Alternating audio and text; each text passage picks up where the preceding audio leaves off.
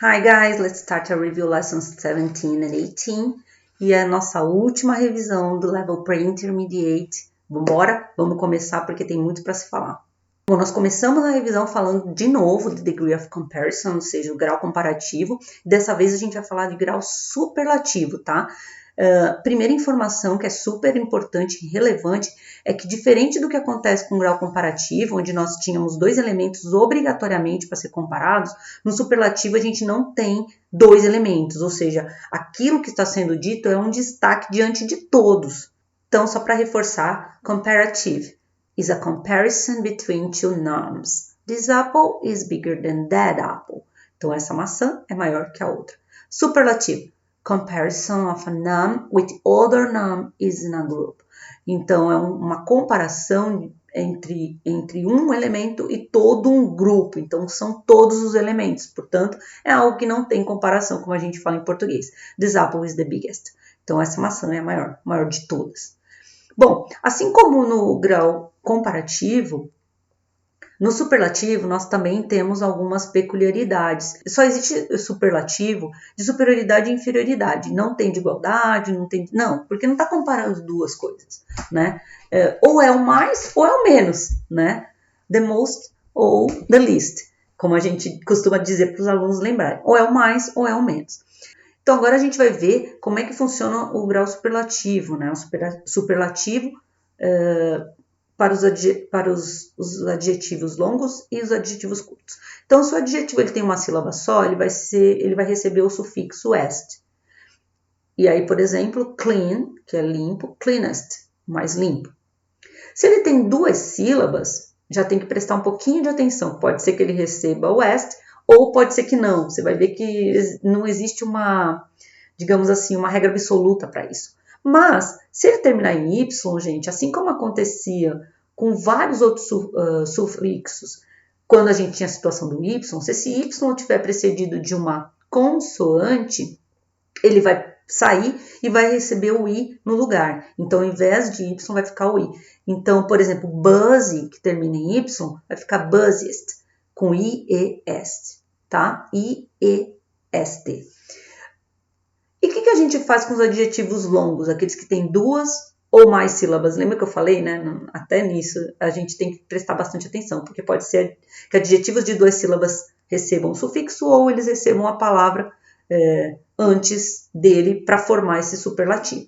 Adjetivos com duas ou mais sílabas, eles não vão ser alterados, tá? Eles ficam do jeito que eles estão, naturalmente, e eles recebem a palavra most, se for superioridade, e least, se for superlativo de inferioridade. O que significa most? Mais, e least, menos. Então, most activity, mais ativo. Least generous, menos generoso. Tá? Então, em geral, é bem tranquilo a gente trabalhar com o grau superlativo, porque ele tem menos variações do que o grau comparativo. Nesse caso, a gente só tem superioridade e inferioridade. Superioridade, relembrando, dependendo se ele é curto ou longo, ele vai receber o sufixo est, ou vai receber a palavra most antes, no caso dos longos, e inferioridade a gente coloca a palavra least. É comum também a gente ver o artigo the antes, né? The most, the least. This is the most important content of the book 3, por exemplo. Então, esse é o conteúdo mais importante do livro 3. Dentre todos, esse é o mais.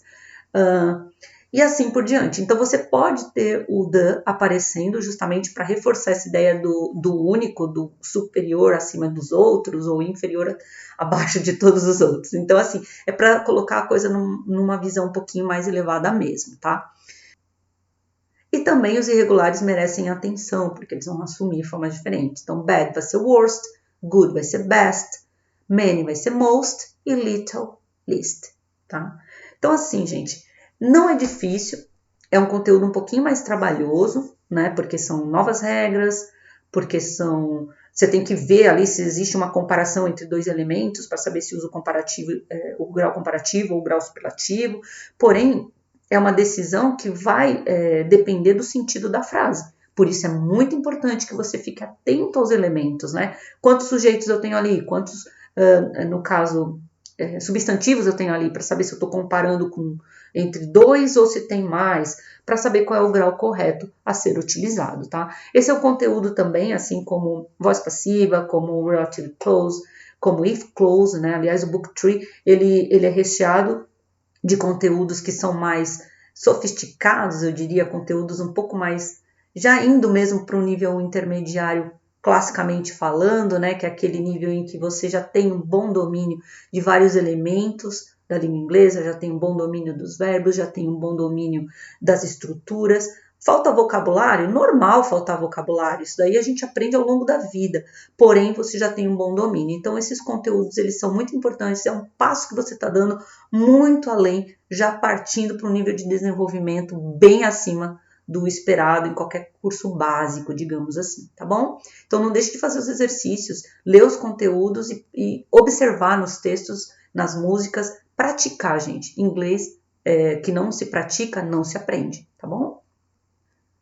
E a gente fecha o nosso Book Tree do Level Pre-Intermediate com os prefixos. Nós falamos dos sufixos na última aula, né? Os sufixos são importantíssimos, porém os prefixos eles também nos auxiliam, eles trazem um novo sentido para palavras, eles mudam às vezes drasticamente o sentido, então tudo depende, eles são intencionalmente colocados justamente para a gente ter um efeito desejado. O que significa, né, um prefixo? É algo que a gente coloca antes, né, seja de um verbo, seja de um substantivo, de um adjetivo. Então, the word prefix itself is formed with a prefixes. Então, fix, prefix.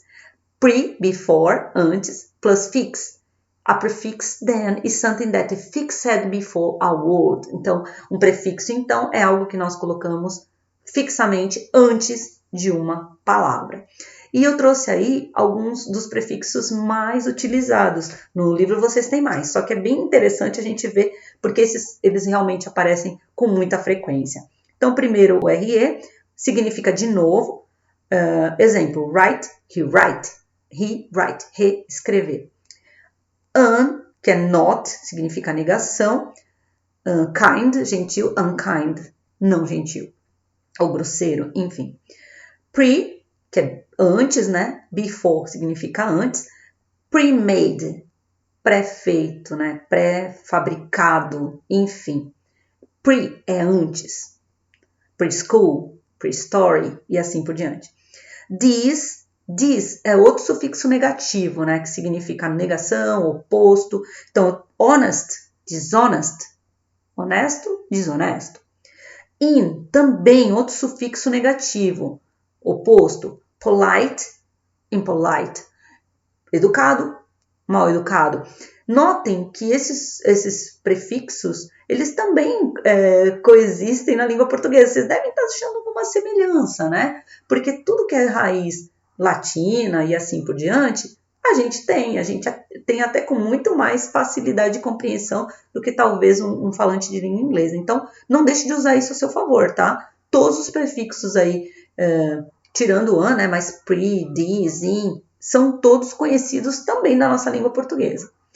O próximo, non, também é não, e ele já não é tão utilizado, mas a gente encontra sim, tá?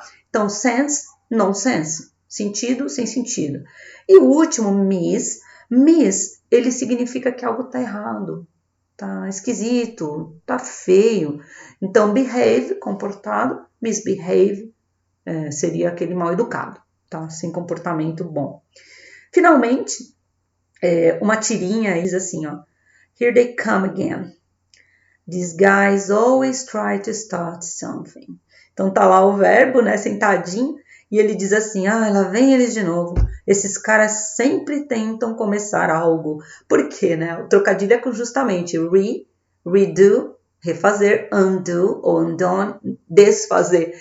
Então, são dois prefixos que vão juntando-se ao verbo, modificar, colocar, formar uma outra palavra, né?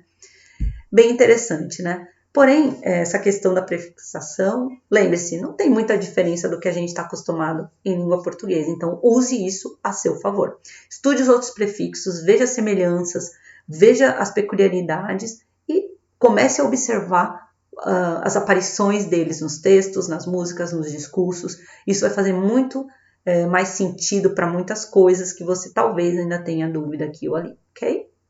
Bom, gente, aqui a gente termina a nossa revisão. Mais que isso, a gente termina o nosso Pre-Intermediate Level. E eu espero que vocês estejam bem preparados para o nosso último level, que é o Intermediate.